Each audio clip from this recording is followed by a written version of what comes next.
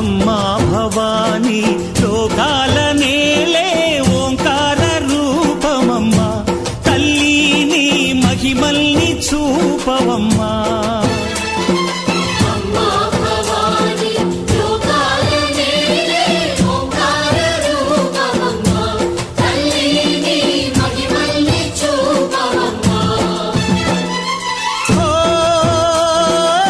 సృష్టికే దీపమా, శక్తికే మూలమా, సింహరథమే నీదమ్మా.